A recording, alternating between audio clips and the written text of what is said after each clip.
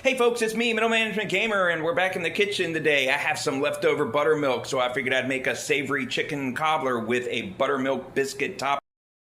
Okay, so the filling for the pot pie or chicken cobbler, depending on what you want to call it, we need some butter, just enough to saute half of an onion diced. We're going to need some carrot, roughly chopped into some bite-sized pieces. You could use one or two, depending on how much carrot you like. We're going to dice up these 2 potatoes after peeling them. And then we're going to need about 2 cups of already cooked chicken. You can use a rotisserie chicken and tear it up, whatever you like. We want 1 each can of cream of chicken and cream of mushroom. We need a can of peas, and we need a teaspoon of each garlic powder, pepper, and some rosemary. Over here we have the ingredients for our pot pie crust, which is going to be a buttermilk biscuit. With that, we need 2½ cups of flour.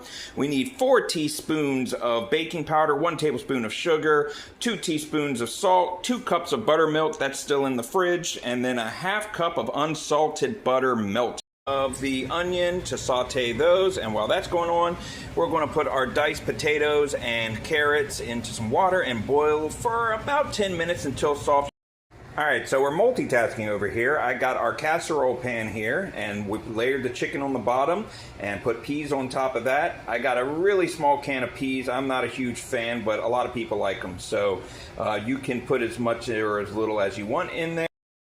The potatoes and carrots should be finishing up soon. In the meantime, I added the soup, both the mushroom and the cream of chicken, a ½ can of water, a little bit of chicken bouillon to add a little bit of extra flavor, some pepper, the garlic powder, and the rosemary.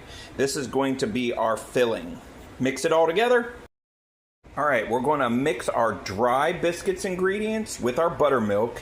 Keep the butter on the side. That's going to be drizzled over top once we make the top layer of our casserole. The next layer is going to be our potatoes and our carrots, followed by the soup mixture. Depending on how soupy you like it, you may need to add a little bit of water, but if you didn't overcook your potatoes and your carrots, they should also release moisture as they continue cooking in the casserole.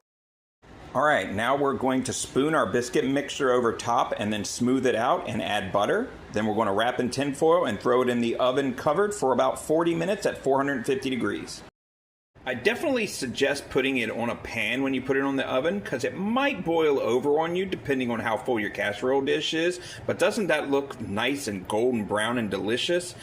Garnish it up with a little bit of parsley and serve up into a bowl. That's going to be delicious. Bon appetit!